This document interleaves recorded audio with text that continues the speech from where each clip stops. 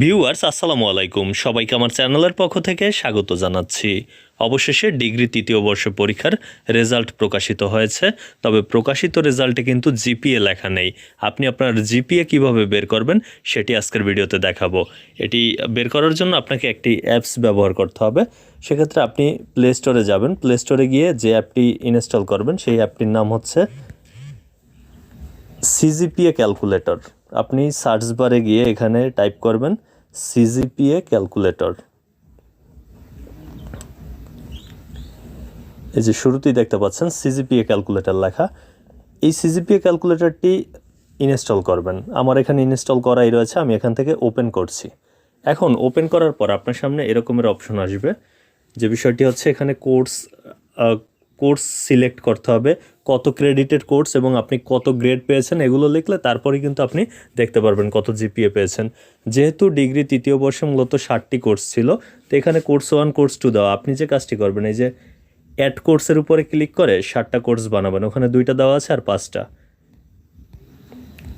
4, 5, 6, 7 সর্বমোট এই 60টি কোর্স আপনি বানানোর পর আপনার ধরুন প্রথম কোর্সের ক্রেডিট হচ্ছে 4। ক্রেডিট 4 বলতে আসলে বোঝায় যে 100 মার্কের পরীক্ষা হলে ক্রেডিট 4, আর যদি আপনার 50 মার্কের পরীক্ষা হয় সেক্ষেত্রে কিন্তু ক্রেডিট 2। তো ডিগ্রিতে সাধারণত সব কোর্সগুলোই 100 মার্কের, তাই প্রতিটাতেই ক্রেডিট সিলেক্ট করে নেবেন 4।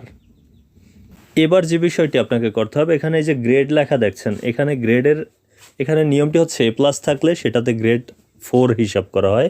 যদি এ গ্রেড থাকে 3.75, 3.50 হলে এ মাইনাস।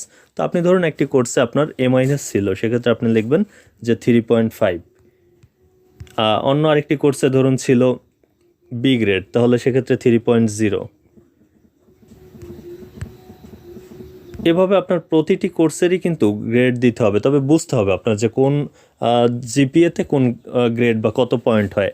যেমন ধরুন যদি বি প্লাস থাকে পরবর্তী কোর্সে, সেক্ষেত্রে আপনি কিন্তু লিখবেন 3.25 বি প্লাসে। এটা ধরুন একটা কোর্সে রয়েছে সি এর ক্ষেত্রে কিন্তু যে বিষয়টি হচ্ছে সি গ্রেডের ক্ষেত্রে 2.25 হিসাব করা হয়।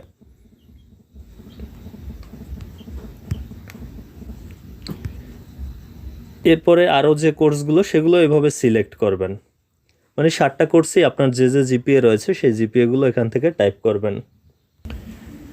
প্রতিটা কোর্সের জিপিএ বা গ্রেড পয়েন্ট দেওয়ার পর আপনি যে কাজটি করবেন, জাস্ট এই যে ক্যালকুলেট অপশনটি রয়েছে, এই ক্যালকুলেট অপশনটির উপরে ক্লিক করবেন।